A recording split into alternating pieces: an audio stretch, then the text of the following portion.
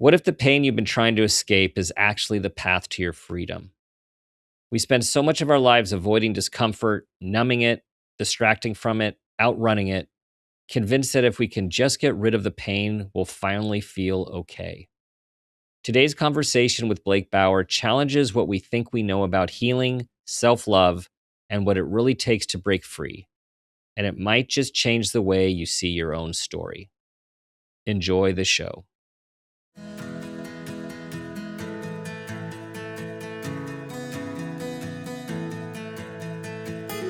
Welcome to Make It a Great One with Dr. Dan.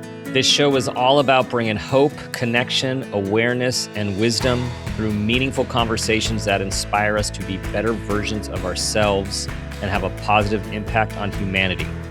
This is your space to pause, reflect, and reconnect with who you are, what you care about, and who you want to be.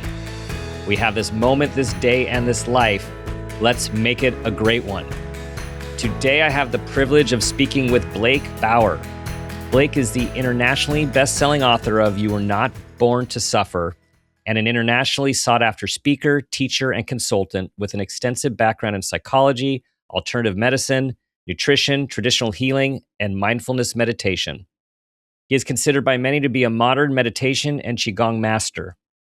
Based on both Blake's personal experience overcoming deep suffering, addiction, and adversity, as well as his professional success with thousands of people worldwide, his pioneering work integrates what he's found to be most effective approaches to mental, emotional, and physical health. Blake, welcome to the show. Thank you, Dr. Dan. Happy to be here. Okay, so I'm going to start with a little story that just happened that was inspired by you. And so a couple of days ago, I was driving down to a 2-day leadership offsite, and I was listening to a podcast that you were on. And in that podcast, there was the story of the butterfly, which you also read about. And the story really impacted me. And I was just like, I was taking it in. And then about 2 hours later, I found myself at the beginning of this leadership training with this executive team kickoff. And we were all asked to go around the room and answer 2 prompts. And I was one of the last people to go. And the context of this is that this team is going through some significant organizational transformation, having to make really hard decisions, which impact people they care about, that they lead and they care about, looking at things in a whole new way, and understandably is causing a lot of stress, a lot of uncertainty, a lot of worry and anxiety. And so, not intending to, I told the story of the butterfly and the process of the butterfly becoming and the reason for the struggle. And I'd like you to share that story with our guests as we start, because I feel it just sets the stage for so much of your journey and what you are about. Dr. Dan, thank you. It's beautiful. Thank you for sharing. I'll give the quick rundown, overview. It's funny, I haven't actually shared that story in a long time myself. And when that story came into my experience, I was actually going through a hard moment in my life. And I was in Australia at the time, and this really beautiful blue Ulysses butterfly came and landed on a flower in front of me. And immediately the beauty and the magic around the butterfly, kind of snapped me out of the thought pattern or the emotion that I was stuck in, and I was in awe about it. And then I started to read everything I could about butterflies and their life cycle. And so the story that you're sharing that was in my book was about this woman who had found 2 butterfly cocoons, in nature, and she brought them into her home because she wanted to watch them hatch. And I guess she had them set up on a window, near a windowsill on a table. And when the first butterfly began to, break free of its cocoon, she observed, and from her perspective, the butterfly really struggled. It was exhausting, and eventually it got out of the cocoon. And then eventually, after laying there for a while, it got up and it eventually flew. And meaning well, she wanted to help the second butterfly avoid the suffering and the struggle that she watched the first butterfly go through. So she grabbed a razor blade and she went to slice open very gently the second butterfly's cocoon, and again, trying to help the butterfly. And this time the butterfly never got up after she opened the cocoon, and it never flew, and eventually it just died right there on the table. And later, that I guess that woman spoke to a friend of hers who was a biologist and explained the process and asked for her opinion. And I guess the friend who was a biologist said that the struggle that a butterfly goes through to actually get itself out of a cocoon, so pushing up against the inside of the walls of the cocoon to break free, gnawing on the cocoon to break free, actually forces a liquid that lives deep inside the butterfly's body cavity, the pre-existing caterpillar, the butterfly's body cavity, and that liquid, through the struggle and the stress, gets pushed out into the tiny capillaries in the wings of the butterfly. And so without that suffering and that struggle that the butterfly goes through to break free from the cocoon, the butterfly can never gain the strength or the unlock the potential to fly. And so that always really, stuck with me, because in my own life, spiritually and in the physical world, my suffering has been so deep and so intense, but then that gave me this strength to go and travel the world and hold space for, many thousands of people now to heal in a way that I never would have been able to had I not gone through that personal pain and suffering.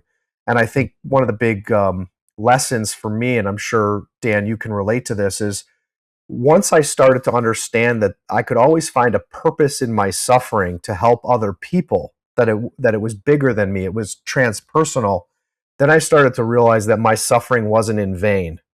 And once you know that your suffering is not in vain, it helps you to have a healthier mindset towards it, and then look for the lesson, the value, the gem in the situation and the suffering that later you can then benefit other people, with, whether it's one person or thousands of people.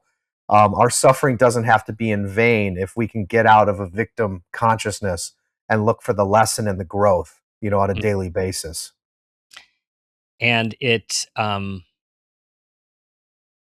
counterintuitive in many evolutionary ways, or just like in our DNA. We don't like pain, right? Like, humans do not like pain. We do not like to suffer, and we do a lot of things to avoid suffering. And many of those things are not good for us, but it's like it's coping, right? It's like it's how we cope. Mm. And when we're often in the when we're in it and we're suffering, we feel like we're not, often beat ourselves up. There's something wrong with us. There's shame. There's guilt. There might even be regret, and we're trying to get out of it. But we're often pummeling ourselves at the same time that we're suffering, as opposed to thinking about it as an important process in our growth, right? Which is what Yes, you're saying. And that alone, like, it's hard to do, but that alone changes the experience in our relationship with the experience. absolutely. Yeah, my high level mindset is that we just never learn how to have a healthy relationship to ourselves starting in childhood. And so from a very young age, we become our own worst enemy, and we're very hard on ourselves with our thoughts, or a lot of negative self-talk, negative thought patterns, negative beliefs about ourselves. And then we all have pretty unhealthy relationships to our emotions and our needs. And so we make ourselves wrong a lot. We reject ourselves a lot. We betray ourselves a lot. And so then that manifests as the symptom, I think, that you're describing in the present. And really, we just don't have the tools. And unfortunately, our parents never had the tools. And I work with a lot of doctors and surgeons and psychiatrists and coaches who also don't have the tools. And so I believe this chain of pain and suffering is just being passed down from generation to generation, because we actually don't know better. Because if we did know better, we would implement these tools. We've just placed our priorities and our focus elsewhere as a society and a culture. And so I know with your work and in my work, I'm doing my best to share these tools with as many people as possible to empower them so that they don't feel like a victim, like their own worst enemy, and then make it worse all the time. Yeah. Yeah. And we're going to talk about a lot of those tools. And shortly, one of your greatest messages that came in your own awakening.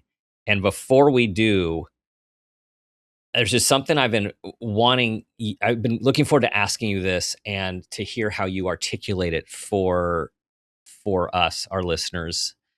And that is, I'll just do the quick story of your intense period of suffering that led to your journey.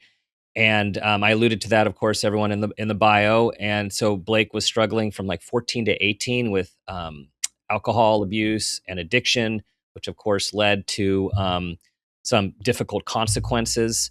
You know, pushing family off, ultimately some legal issues, unintentionally pushing your girlfriend away, who was very important to you at the time, and then on top of, at the same time, losing a main part of your identity, which was being a football player, captain of the football team, the beginning of your senior year. So here you are going into among the peak of the formative years, let's just argue, and um, everything's taken from you. You're stripped away.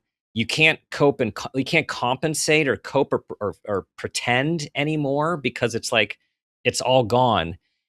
And when I was thinking about you in that situation and still ending up going to college as the next chapter before more, I was wondering like how when you're literally and figuratively at your knees and you realize alcohol and drugs aren't going to like they're not the answer and they're responsible for a lot of this stuff. Where did that was it strength? Was it surrender? Was it mystical? Like so many people, get to this place where you don't think you have another way and yet we do. And we want people to know like we don't want any permanent solutions to temporary problems. We want to know that this is an opportunity, but it's so hard in that moment. Hmm. Yeah, absolutely. So I think, when I hit my rock bottom, I knew that I couldn't turn back to drugs and alcohol because that was the root of my shame at the time and all the self-sabotage I had created for myself. So I felt like I was at this point where I always say it was heal or die for me. It wasn't vanity and I didn't have another option. It was either, I often thought about taking my own life. This was when I was 18, or I need to figure out how to free myself from this suffering. And what drove me forward was, I think, all of the scenarios that you described, but I had this voice inside of me, my intuition, my instinct, my soul, whatever you want to call it, my greater consciousness and awareness that would say, life is not meant to be so painful. I knew that life wasn't meant to be defined by this suffering. And then half of my suffering, besides just the psychological and emotional torment that I was experiencing from my own self destructive behavior and then my past trauma, was that I didn't know why I was on the planet. And so 18 was the beginning of what do I do with my life? How do I make a living? I don't want to sell my soul. I don't want to sell out, but I have no idea what I'm here to do. And so my search for purpose and my lack of clarity around my purpose for being on the planet was also a very big part of my suffering. And so what drove me forward was, I wanted freedom from my pain very deeply, and I wanted to know why I was on the planet very deeply. And I felt like I needed to answer those two questions before I could feel well or have the clarity that I was looking for. And then I think there was a healthy part of my ego and my pride that felt like I could do better and that my life was destined to be more than what I had just created, because I had come from a family where there was a lot of addiction and self-destructive behavior, and I thought I was better than that and I thought I was immune to that. And even though when you look back decades later and you think, oh, I was just a teenager playing football, doing drugs, a lot of people do that. But for me at the time, it was one, very extreme and out of control. And two, it was my world. And It was my refuge. It was everything. So after I shattered all of that, I realized, one, I'm not immune to these genetic and familial patterns that I inherited. Two, I feel that I am better than this. So what do I have to do to evolve my bloodline and my genetic line so that I can actually respect myself? The feeling of being ashamed of yourself is a terrible feeling. And I deeply wanted to wake up every day and be able to look in the mirror and respect the young man and the man that was looking back. And so I entered into a phase of doing everything that I could to answer these questions. And the truth, Dan, is that I didn't have mentors. I didn't have anybody really in my life that I felt safe with. I didn't even know how to ask for help at the time. So I was going through this alone in many ways because my peers didn't understand me. My family didn't understand me. I didn't really feel that anybody understood me. And so that was the beginning of me developing a very strong relationship to the universe and to a higher power. And what I found was that because my quest was so sincere, that every time I moved forward, the universe would open the door, provide the resource, provide the answer. And I started to feel like I was always being taken care of because I was moving in alignment with the greater good and with life and what's best for life overall. And that just compounded over time. Um, and so I that was the beginning of me really learning to trust myself and trust the voice inside instead of trying to numb it or quiet Mm-hmm. it or betray it or reject it. And so it was mystical, it was inner strength, it was heal or die. It was a deep need for a true north. As a man, I needed a true north because I knew that money couldn't be my true north. I had watched people really screw up their lives focused on money and materialism. I knew that drugs and alcohol and partying couldn't be my true north. And then one of my biggest lessons was making love relationships my true north, which was a cause of a lot of suffering for me too. And so I knew I needed to figure out my own inner purpose for existing and my life's work. And so that became just stronger and stronger over time. Mm. And you discovered self love, unconditional self love, which, um, it's a term that some people have heard. I think a lot of people don't hear the unconditional self love. And for those of us who have spent some time in the area, achieving it is possible. But boy, does it take some digging and some understanding and some going inward to understand, to have moments of a feeling of unconditional self love, love that is not determined by some feedback loop, or right, like I can love myself if I do well, or I can love myself if I happen to feel good in the moment, or I can love myself if someone gives me some positive feedback. So, tell a little bit about how that came to be, and how, if I'm not mistaken, it's one of the cornerstones of your work. Absolutely. And this is loaded, so feel free to cut me off at any point. But Yeah. my worldview grew to be that, the reason we're here on the planet, one of the primary purposes is to learn about healthy love.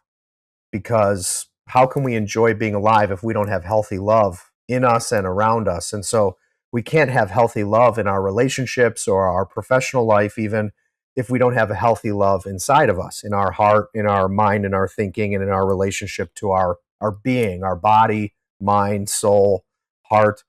Um, and so I had to go to 5 different universities, study with all kinds of masters and gurus, take every retreat, read every book I could find, every training I could attend, to realize that I was really just looking for love and learning how to love myself the entire time. And that became the epiphany that really drove the writing of my book and my work now with many tens of thousands of people, um, was being able to see that disease grows in the body over time from us having such a toxic and unhealthy relationship to ourselves beginning in childhood, which is often why people end up getting sick or depressed or ending up in a relationship or a work situation that is really unhealthy or really out of integrity, and you think, how did I get here?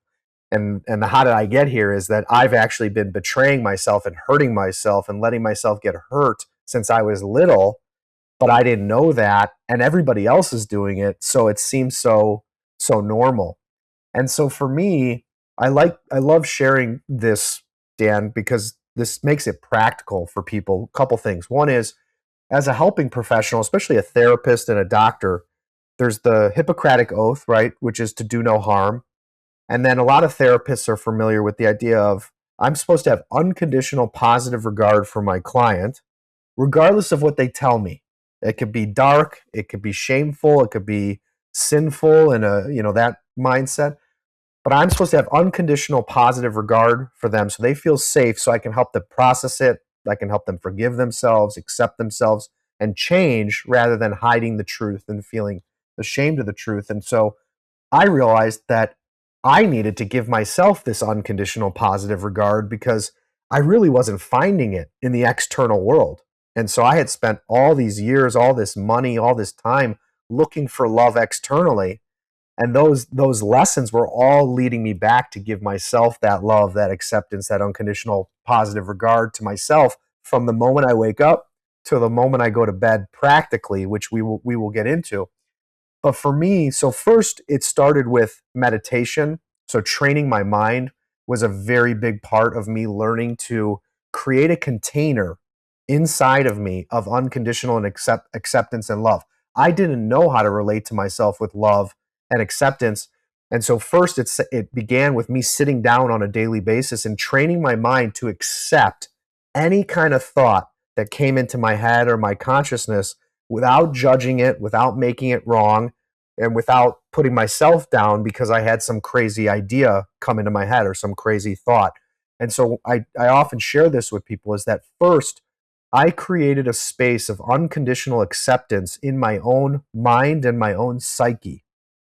And then that gave me the strength to be present to all the repressed emotions that were stored in my body, and then be able to filter any emotion that came up inside of me, whether it was shame or guilt or fear or lust or desire or anger or hatred, to be able to meet that part of me with acceptance and then eventually understanding and compassion and love, instead of rejecting these parts of me, repressing these parts of me, denying these parts of me.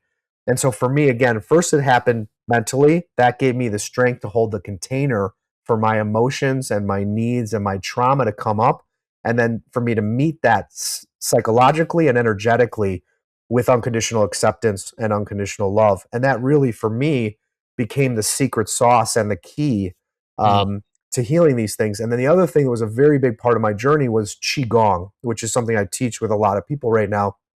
And based on the idea that, a lot of people are familiar with the book, The Body Keeps the Score. A lot of people know that your body is your subconscious mind. And so when you're trying to heal, you can talk about these things for decades and never release where it's stuck in the body, and actually learn to love and accept the things that are stuck in your subconscious. And so when I started practicing Qigong, I learned and now teach a form that goes through the entire body, all the joints methodically, starting at the feet. And it unlocks joint by joint, so extremity by extremity, all the stuck energy in that part of the body, all the stuck blood in that part of the body, but also all the stuck subconscious emotion and trauma in that part of the body. And so these practices allowed me to have a container physically, energetically, emotionally, and mentally to hold a space of unconditional acceptance and unconditional love. And so I love to break these things down for people, because so many people will say, hey, Dan, or hey, Blake, you got to go love yourself, right? But the multi-trillion dollar question is, how do I do this practically? And we Hmm. live in this time where people are so used to, they want the prescription drug, or now they want the mushroom or the ayahuasca, the plant medicine. We all just want a quick fix. But the truth is that we all have to learn how to have a healthy, practical relationship to ourselves from the moment we wake up to till the moment we go to bed, that is natural, that's organic. And I like to say, the universe gave you this body that is a miracle, and it's like a Rolls Royce, and you just never learned how to drive it. And there are all these amazing tools for you to master driving this thing like a professional driver that doesn't entail anything outside of you. We were created whole. We have everything we need inside. We just never learned how to access it, take care of it, and then optimize it. Hmm. So, Yeah, yeah, and yes, I mean, from the moment we are put into this world, and particularly into different institutions and dynamics in this world, whether it's our own family or school or daycare or sports or theater, um, we start to get messages, direct and indirect, about how we should be, and often how we are not being how we should be, right? And that's where the fertile training ground of how we slowly, unintentionally, and unconsciously start to betray ourselves. I like this, but I shouldn't like this because everyone else likes that. Or I want to say this, but I shouldn't say this because everyone else is saying that. And it's part of what we call socialization, right?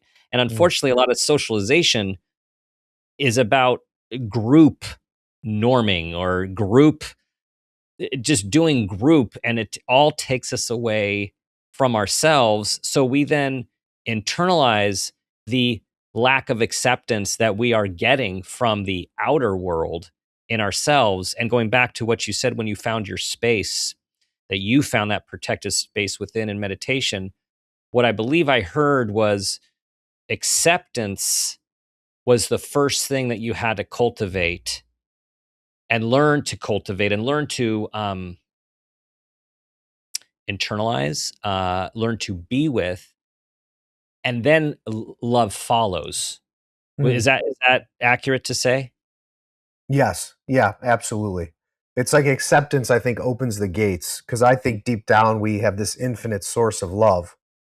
But if we've been against ourselves and betraying ourselves and people pleasing or trying to fit in and belong, like you were talking, at our own detriment for decades, Hmm. how do we get, it seems like such a huge gap, right? To get from the self betrayal to unconditional love and acceptance, which I always say to people when I'm teaching meditation, that slow, deep breathing, when you literally create space in your chest and your stomach and your abdomen, you stretch open your diaphragm. Doing that is a literal act of self acceptance because when you do that, you're actually making space for all the parts of you that you've been rejecting, denying, repressing, betraying. And so, yes, acceptance for me was definitely stage one and continues to be stage Hmm. one, right? Because as we expand, this process does, I always joke that it doesn't matter how well you love and accept yourself today, tomorrow someone's going to test you really well, Right. and so the lesson just gets bigger. The impact gets bigger. The lesson gets bigger. And I think I said to a friend today, we just got to keep growing. I'm just so grateful that we can grow together, and keep growing so we don't get stagnant. I actually heard a saying I hadn't heard before. A guy at one of my retreats that I held a couple weekends ago said his grandfather used to say, if you're not green and growing, you're ripe and getting rotten, Oh, that's which I good. think was a pretty amazing saying. So I don't want to get rotten, Yeah. No, no. So Stay green. Okay, we're gonna stay green, like yeah, Kermit. yes, You're the only person that can give yourself permission to be happy and well. yes, Okay, empowering, and also not what we're taught to think. right, yeah. I always say to people, it's actually a lot easier to jump out of an airplane and go skydiving or go climb, Mount Everest than it is to sit with someone you love and say, I feel really hurt right now, or I don't know if I'm in love anymore, and maybe this relationship is not going to last. And so the reason I'm saying it like that is because in the present moment, when you feel something that's hard to express or articulate, or you're scared of hurting someone, or you're scared of losing something, or making, screwing everything up, or being punished, I think the hardest thing is to say those things like, I feel hurt, I feel confused about our relationships. I love you, like I'm in love with you, because you could be rejected, or I have fallen out of love with you and I don't know what to do anymore. And when you're in those moments with the people in front in your life that are important to you, only you can give yourself permission to say the thing you need to say. And then also, we might get into how we say it, right? Because we want to deliver it with as much kindness and love as possible, which is something we all need a lot of work around. But also, let's say you want to, when you're younger, you want to pursue a certain craft or career path, or when you're older, you want to make a change in your career or whatever you've done, for decades. It's you who has to give yourself permission to take the leap. Even if you have supportive people around you, it's going to be you at the end of the day that takes that leap. And so for me, as I've been on my path of healing and then self mastery, I've realized that, I'm the only one who can give myself permission to be in 100% integrity with my feelings, with my needs, with my sense of calling and purpose, and to walk that path, because no one can do it for me and no one is going to do it for me. And I think it goes back to the butterfly story. A lot of us spend a lot of time waiting for someone to rescue us or save us. And, we think our lover is going to do it, or our partner, or a family member. And then we go to a healer or a doctor and we think, God, if they're just amazing, they're the ones, they're going to rescue me, they're going to save me. Or we seek a guru, right? We want a hug from Amma, or we want to go sit with the Dalai Lama, or whoever is our spiritual leader. And we just think this person's going to save us. And at the end of the day, we have to save ourselves. And the only way to save ourselves is to give ourselves permission to be in 100% alignment with our truth and our true self. And Dan, I'm sure you can relate to this. I always joke, I could give you the most accurate advice on the planet for what you're going through. And it's the saying, you can lead a horse to water, but you can't make them drink. It could be the most clear water ever, but you cannot make them drink. And I always say, I can take your head and I can shove it in the water and threaten you and try and make you drink. And even then I can't make you drink. Right. Right. And so Right. this is all I have to give myself permission. And you'll appreciate this. The way I phrase this question is, if I valued myself 100% today in this situation and relationship, what would I say and what would I do? Mm. And that's the ultimate test of permission. If I were to value myself 100% today in this Mhm. situation and this relationship, what would I do? And if you get blocked, you get scared, it's because you're not giving yourself permission to be 100% in alignment. Mhm. Oh boy, it's scary to be 100% in alignment. I have had my own journey with that and my own tests with that, as many of us have, and um, drawing on the work of Martha Beck as well, and the way of integrity, and um, committing to yourself that you are going to be 100% in integrity, which means say 100% what you're thinking and feeling, not to hurt people, right? But to really be aligned, even if you don't say it out loud and you give yourself the assignment to say to yourself, how many times a day would you not say what you're about to say, or what you are going to say?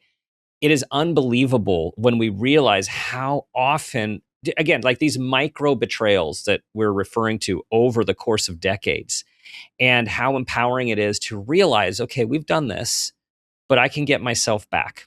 I can get myself back. Like with your question, like you can ask yourself that question and see what comes up in your body. And in a second, let's talk about the body. You said the Mm. body keeps a score and how much the body is our messenger, like such an important um, messenger of knowing for us. But before we go there, I just want to say one quick memory that you triggered in me.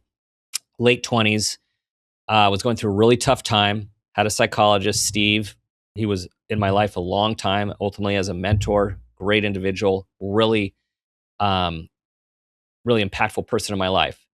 There was this one session. I was saying my usual thing about what I was struggling with and what I was feeling and all of the pain, and I had this awareness. Doesn't matter what Steve tells me at all right now. it's still ultimately going to be up to me to determine what I'm going to do, what I'm going to think, and what actions I'm going to take.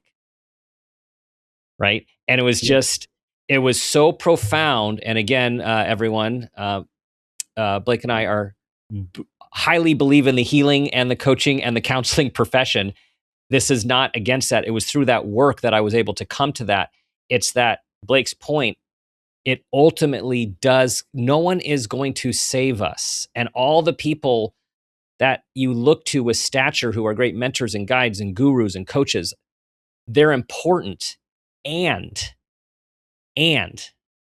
it's you, and you have the power. Like you have this life force, like you did, Blake, to persevere, to survive on your way to thriving.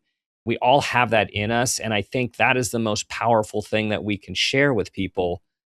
Is that it is with, like, just like the butterfly, it is right in there. All that power, that strength is in there, and we don't access it by getting trophies, by getting raises, and by getting new titles. That juice does not come out. It feels really good, but the juice only comes out during the tough stuff. Absolutely. And Dr. Dan, there were two things that I wanted to share that I feel are really important on this topic. And one is, we all fall off the horse when you were talking about 100% integrity. Like, I know there's moments in my life that I still get scared once in a while, and I might close down, and maybe I'm afraid to hurt someone, or I'm afraid to lose someone. And so this is a process just for everybody. It's not like, oh, I'm not in 100% integrity today, so I'm a piece of crap, and another excuse to beat yourself up. And so it's just really important to remember that this is a process, because if you've had fears or shame or guilt for 20, 30, 40, 50 years, that's wired your body, your nervous system, your subconscious in a specific way. And so sometimes you can be very conscious of this stuff, but be in a situation where you're triggered and react unconsciously. Your body just reacts to keep you safe because you have some kind of fear that's activated, or some kind of guilt or survival impulse that's activated. And so I also like to enter that into the mix, because I've, one, been really hard on myself at times, and two, I have, still gotten stuck at times where I wish I hadn't, but I had to learn to say that's just where I was at, and then do my best to be transparent and take ownership and grow through that. So I think, one, that's really important.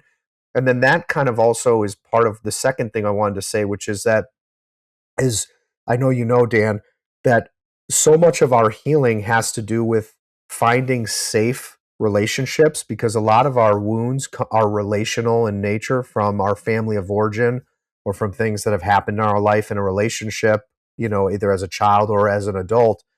And I find with my group work with people that it's such an integral part of healing, because just like we've had all these unhealthy relationships growing up, there's a lot of people who have never experienced healthy connection with another human being. And so a lot of healing is about just having a safe space, which is where a really good therapist or doctor or healer or coach comes in. So the biggest value is actually having that safe space with the person, so that you can say anything, explore anything, and then come to those conclusions yourself, so you can give yourself permission, so you can make the changes and take the actions. But often we've never had anybody in our life that treats us with unconditional positive regard, and then doesn't conditionally take away love from us and punishes us. And so that's why having someone, I always joke that, like, Dan, if you and I are friends, if I tell you my problems, then I have to sit and listen to your problems, right? So I think it's really healthy to pay someone to not share their problems, and to just sit there and listen to you and show up for you, because otherwise there's agreements, there's an exchange that happens with friends, family, anybody that you ask for help. It's just the way it is.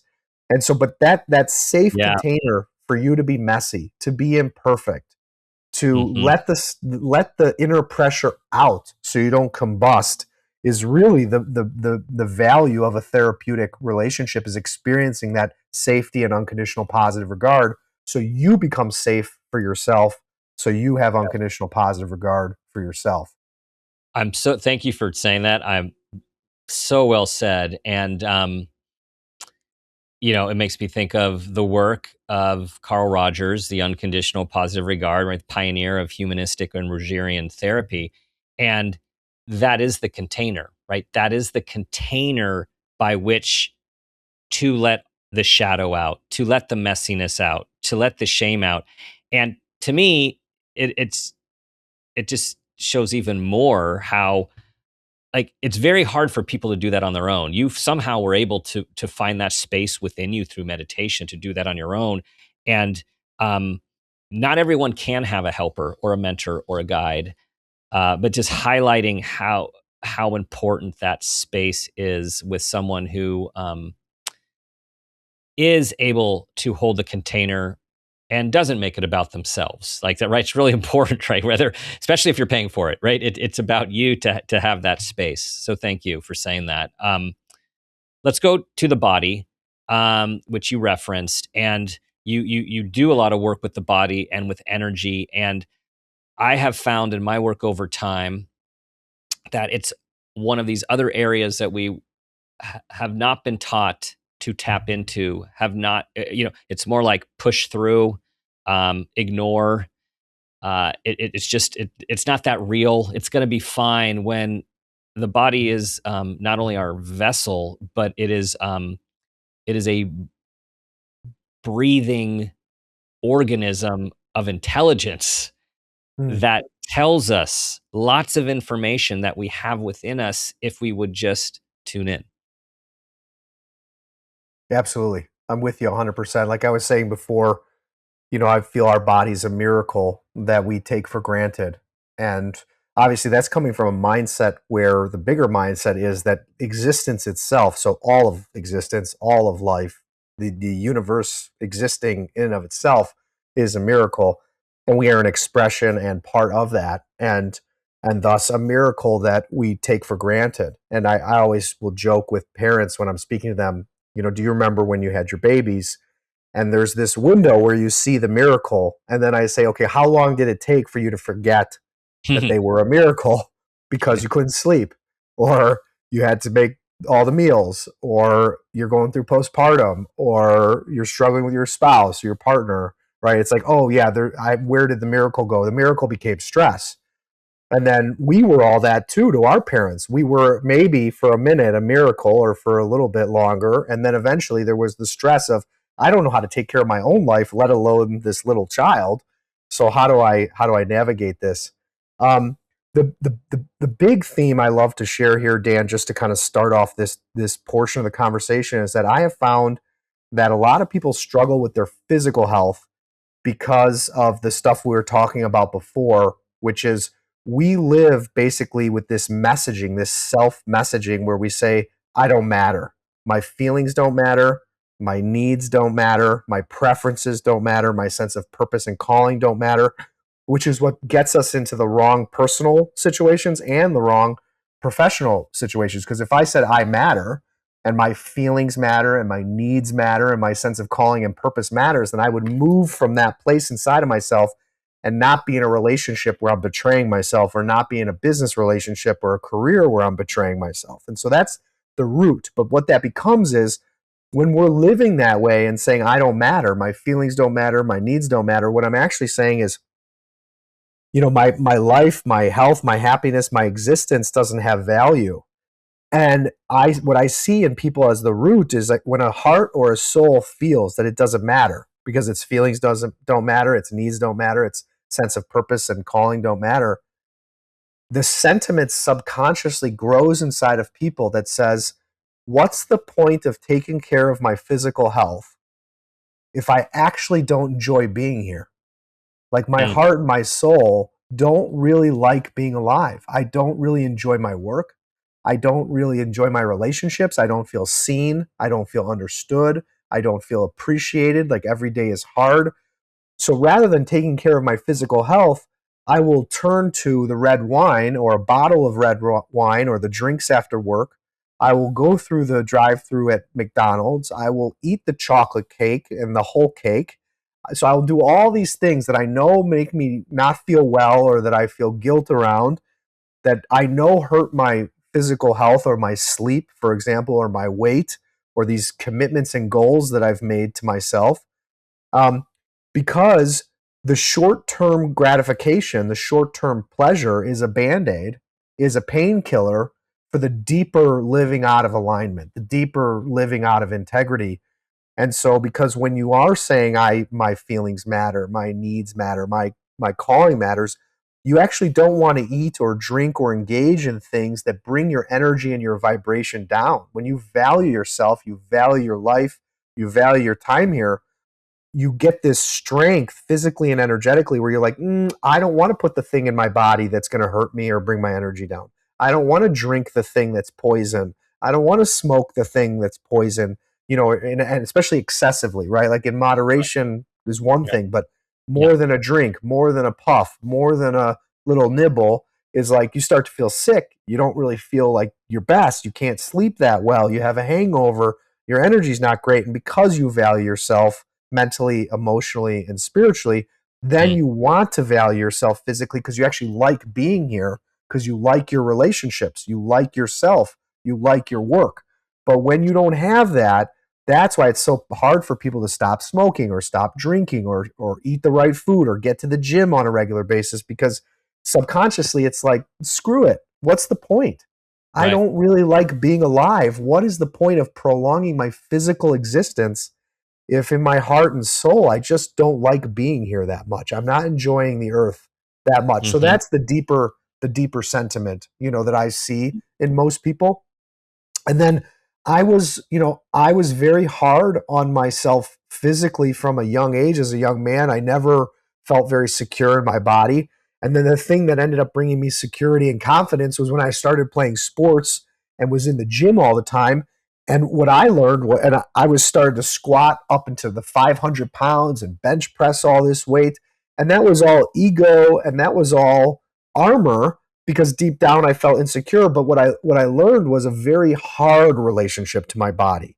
Not to take care of my body to make it last, but it was all based on like a self abuse from inadequacy and unworthiness and insecurity. And so, where's that middle ground, right? And then Hmm. that search for that middle ground led me to things like yoga and swimming and walking, and then eventually qigong, which became a passion of mine. Um, and so, yeah, I think we grow up with today. There's just so much body dysmorphia, with social media, and you have filters, and we have plastic surgery and Botox and fillers, and it's just everywhere on TV. It's everywhere on social media, and Hmm. so people don't even look like they actually look like in person, and then you're comparing yourself. And so this is all about developing this solid self acceptance and self love where we learn to be gentler with our body and take care of our body and do what's right for our body through listening to us, listening to our body instead of listening to everybody else or, comparing ourselves to everybody else. And it's the question again that you asked in a slightly different way. But what a guy! It's a very powerful guiding question because it relates to so many different things that we could do or not do. Which is, if I valued myself fully or 100%, would I have another drink? Would I have another piece of cake? Would I skip the gym? Would I stay up playing video games longer? Would I keep doom scrolling? And this isn't judgment. It's actually a question to ask oneself out of respect, right? To remind us that we get pulled away, and the natural inclination. Something we haven't talked about yet, which you talk about, is how our ego, how we create this ego. We all have one as humans, and they're created because it protects us, and it becomes a coping mechanism for us to get through life, even if it's not a healthy coping mechanism. And so a lot of what we end up doing is very semi-conscious, non-conscious, unconscious. And these questions and this awareness, which is what, right, meditation and related is so much about, is present moment awareness, is to bring us back to ourselves so we can check in with ourselves and make informed decisions, behaviors, actions that are aligned with who we are, what we want, and who we want to be. Absolutely. Yeah, absolutely. I'm with you 100%. So we've talked about acceptance. We've talked about self-love and unconditional self-love. Tell us more, the people listening and everyone, on some of these shows, by listening, we get these pangs in our body. For me, it's the tightness in the chest. Everyone has their own body indicator, and it usually is when something lands and you hear something that's uncomfortable. And we always talk about, like, sit with it, because these are the messages that something might be out of alignment and you have an opportunity here. So, Blake, what else would you say to our listeners about how to keep moving towards health, keep moving towards alignment, and keep moving towards the joy and the happiness and the love that you have learned that we're all are here to experience? Absolutely. I think I was talking about this idea of true north earlier when we were talking. And so for me, and I'm sure you've had this in your path, because I feel like anybody who's searching for an understanding of health and the purpose of life and how to have the best experience while we're here on the planet comes across all different kinds of philosophies and mindsets. And so for me, it took me many years to arrive at this mindset where basically I had to find a way of interpreting reality and interpreting my experience on a daily basis that served me rather than kept me safe or held me back, right? Because the way we look at something determines the outcome, really. So it's all about how we think about any situation, any problem, any outcome either keeps us trapped or sets us free. So our mindset through which we filter everything in the present moment determines so much of our outcome and whether we suffer or feel like we're in a flow state. And so for me, the mindset that has helped me feel the most like I'm in a flow state is to think about suffering and challenges in this context, which is, what if all of my suffering, so pain in my body, pain in my heart, pain in my mind, all of my suffering, and then my struggles in the outer world in life, what if my suffering is a cry from my body, from my subconscious, and from my soul, asking me to love myself more deeply and in a healthier way? What if my suffering is teaching me more about healthy love? First for myself, but then also for other people. Because the other thing that's really important to understand, and a lot of people do not own, is that you cannot be terrible to other people. You cannot be mean. You cannot be manipulative. You cannot be cruel and think that you're going to get away with it. You actually can make yourself sick by doing harm to other people. So it's not just yourself, it is other people, because whatever energy we put back is put out in the world is what comes back. So for me, the mindset of, what is this teaching me about healthy love? First for myself, in my mind, my heart, my body, but then also, what is this teaching me about healthy love with other human beings and the environment around me? Helps me then to filter every single experience and challenge that I have in a day. So, if I have an argument with you, Dan, it's like, okay, what is this teaching me about healthy love? How can I love myself more in this situation? And also, how can I show up as a healthier version of love in our relationship? And if you can take this mindset into every personal and professional relationship, I have watched so much magic and so many miracles happen, because when you do that, you're actually removing the victim card. You're removing the victim consciousness from the way you're operating. And you can't get what you want and you can't heal fully if you don't overcome feeling sorry for yourself and feeling like a victim. And I always say to people, in the moment, you get to choose one of two options and you can't do both. Do you want to feel sorry for yourself, or do you want to respect yourself? Hmm. And consciously, most people will choose, I want to respect myself, but we just don't know how to choose accountability. We don't know how to choose self-respect. And so for me, asking myself, what is this teaching me about loving myself and showing up as healthy love in the world, puts me in the driver's seat. And it also puts me in alignment with what I think is our highest good, which is embodying a practical, healthy form of kindness and love and life-serving energy in the world rather than being a taker, being negative, being toxic, doing damage. So I think that's one of the biggest shifts Yeah. that someone can make to keep you moving forward on a daily basis. You wrote this book initially in 2012.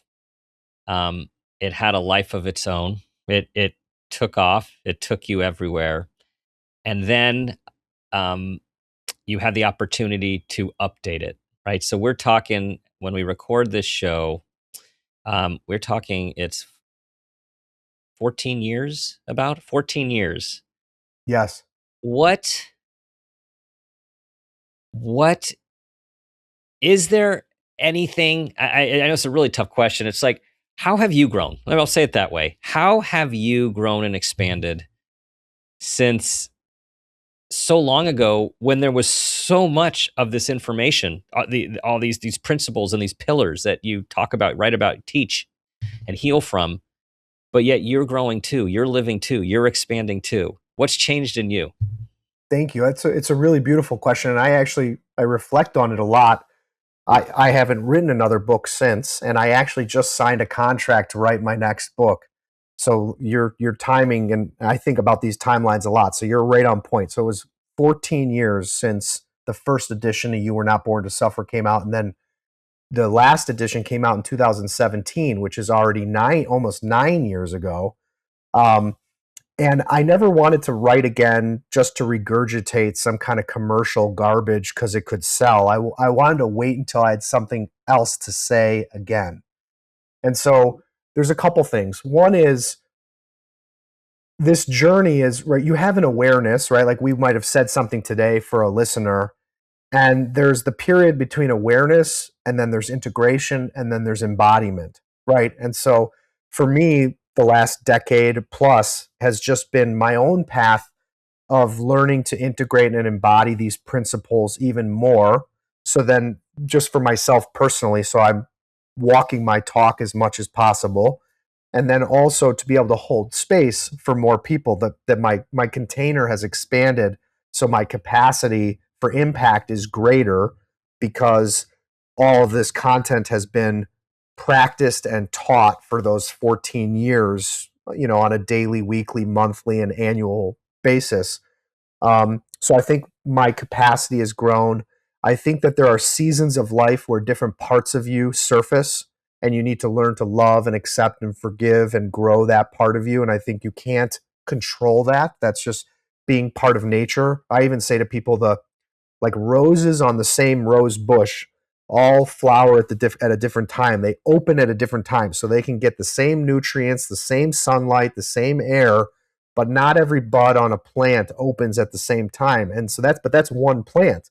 So just like your inner world blossoms in different moments, and so we just need the tools to meet that layer or that part that finally feels safe or is finally activated with acceptance and love. So I would say that I've continued to evolve and heal and meet these different parts of me with acceptance and love over time. Um, I think that, so my next book will be talking about, I've realized that from the moment we wake up till the moment we go to bed, we're either hurting ourselves with our thoughts and our habits, or we're loving ourselves. And I believe there are laws of nature, laws of the universe. And, it's like I always say to parents, if you have a child, what parent does not want their little boy or their little girl to know how to love themselves and have a healthy relationship to themselves from the moment they wake up till the moment they go to bed? In my mind, that's the optimal, and so this is secular, meaning not religious, not of one belief system that could be used for anybody. And so I think just from teaching so much, I've become much sharper, clearer with how to deliver the information and make it practical for people. And then, ironically, as you were talking, there were a couple chapters that I added to the book in the edition that came out when you were kind of explaining the timeline that you became aware of. And a couple of those chapters were really important. And the one that's the most important ties into our conversation is where I talk about the root cause of guilt.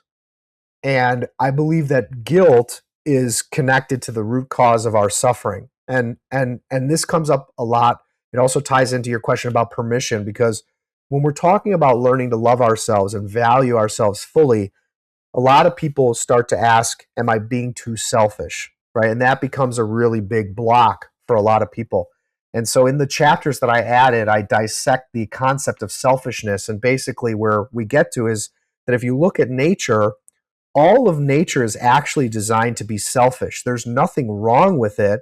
And in fact, it's so much a part of who we are that the denial of it creates so much dysfunction and so much disease. And so I break it down into there's healthy selfishness and unhealthy selfishness. And healthy selfishness is self love, and unhealthy selfishness is what we're also used to and have experienced with people because we never learned how to have a healthy relationship to ourselves. So the symptom becomes this unhealthy selfishness where we're self centered, we're narcissistic, we do a lot of damage. And because we're never getting to the root of the problem, our selfishness becomes very misguided and very destructive. And where that conversation goes is to where I believe is down the rabbit hole, like the bottom of the rabbit hole, which is that I I find in most human beings that they have a guilt for existing deep down in their subconscious. And and that's because we're born to selfish parents, not bad. So when I say selfish, I don't mean bad. It's just when I say think about where your parents were at when they conceived you, most people will admit they hadn't healed. They probably didn't know how to love themselves. They probably were not financially secure. Their marriage was probably not the best. Had they done all their trauma healing with their own parents, right? So it's like you're born to these messy, imperfect people that are, doing their best in the time and place that they live, even if their best was very destructive.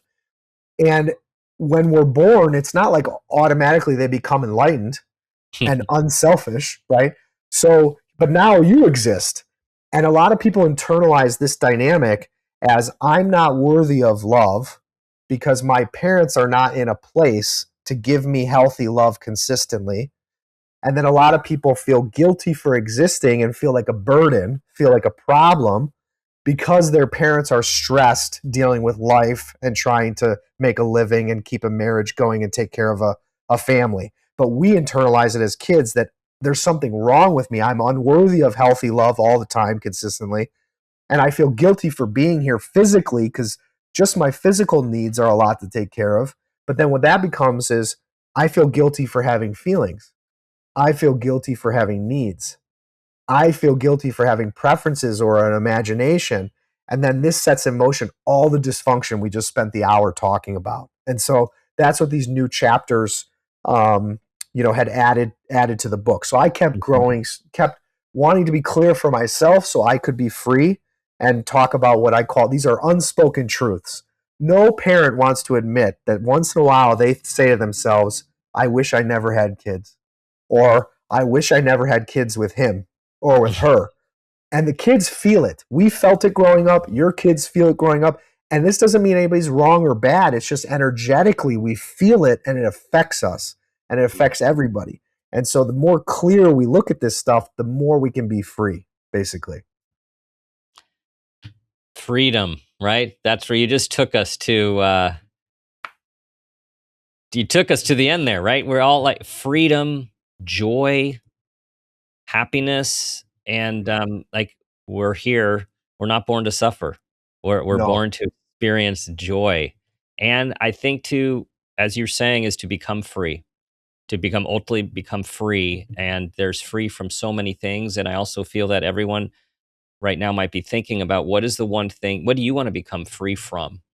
Because there's probably a list, and I think Blake, the inspiration of you is you had a big list when you were at a very low point, and you've been working through your list so you can help everyone work through theirs. Yeah. And I don't remember exactly word for word, but there are some quotes that I love that, it's like there's no problem so great that enough love can't heal it and transform it. And again, we didn't kind of get into it, but I came from intense drug addiction and self-destruction. I have a father who was addicted to drugs into his late 60s. I lost a brother to heroin. I lost an uncle to Quaaludes and to drugs. So I grew up around intense addiction and suffering. And so I had a lot in my bloodline, in my genetics to overcome to be the cycle breaker in my Yeah. family and my bloodline. Yeah. And I imagine it's got to be true for you because you wouldn't be doing this work. And so for everybody listening, it's like, you know, just keep going. I love the saying, like, I didn't come this far just to come this far.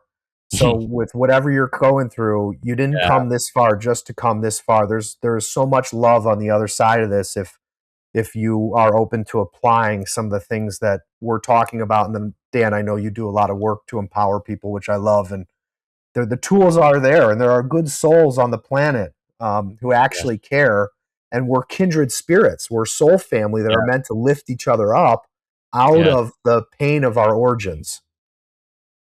Yes, calling all good souls. We know that many of them are in our community. So we are at a place and time where we need all of these good souls to come together for ourselves and for the collective. And Blake, I'm going to call this part one of part two because we are, I am putting out there for us to have another conversation to talk about your next book once you're ready to talk about it. And I'm looking forward to that. Thank you. I would love to anytime. Yeah. Tell everyone where they can find you by the time this comes out. Some of the tour that you're on right now will be over, but I know that you have places where everyone can find all the work you're doing on an individual basis and on a group basis and retreat as well. Yeah, absolutely. My website is unconditional-selflove.com. So pretty easy to find. I'm on Instagram at Blake D Bauer, all one word. And then the last thing I would just say is, so my book, You Were Not Born to Suffer, which is on Audible and Kindle and all these accessible places, was for anybody who's listening who can't find good help or is limited in resources. I wrote the book with the intention of the book itself being this safe container to take you through a very effective healing process. So there's questions and practices after every chapter that are designed to unlock the things that are stuck inside you. If you're willing to be honest, you can create, I guide you to create that safe container for yourself for the $6 on Kindle, or a lot of libraries can get the book. So you could even just go rent it and take it out at a library. So if resources are tight, and there's a lot of people that have felt that it has helped them where therapy has fallen short for them, or help them go expedited where it was taking them a long time to go through certain things. So, It is a tremendous resource, and it is broken down chapter by chapter, and tons of information in every chapter. And also, um, take your time with it, everyone. Like, this is not something that you just have to devour through because there is so much wisdom, knowledge, and experience throughout the book. And I imagine that many go back to it and back to it and back to it because we're all in iteration. We all are in iteration, and we're all going to stay green, right? absolutely. And Yeah. like you were just describing, I think actually, if you believe in reincarnation, I don't know, a lot of people believe in it. I think we just keep coming back to learn these lessons to eventually get to full freedom. So, full freedom is full unconditional love, full unconditional positive regard. And so I think we just keep incarnating if we do live multiple lifetimes to get this right on this earth school. So, Hmm. like I said, it doesn't matter how good we do today, someone's going to test us tomorrow for sure. So, Every day is a new day. yes, beautiful. Yeah. Yeah. Thanks, Blake. Thanks, Dr. Dan.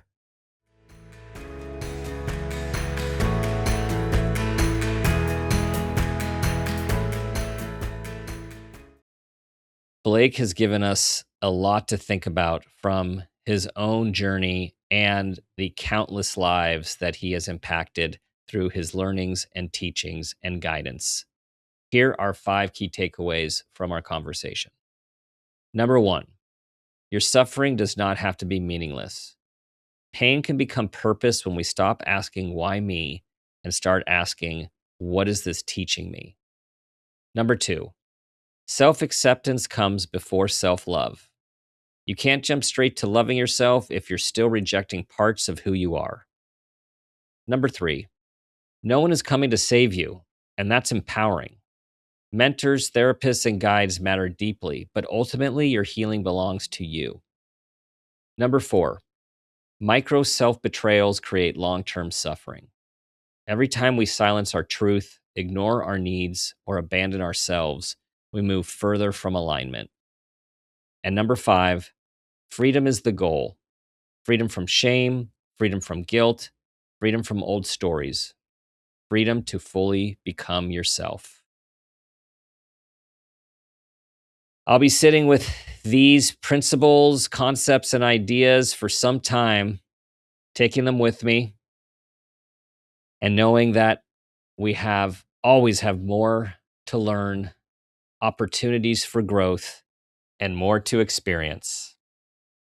We are interested in what you think about this episode, so please feel free to leave us a comment at Dr. Dan Peters on Instagram or reply to any of our social posts. Thank you for listening. Please share this episode with everyone and anyone you think will benefit. Thank you for being a part of this amazing community, for your 5-star reviews, for subscribing, and bringing your wonderful people to us. As always, we have this moment, this day, and this life. Let's make it a great one.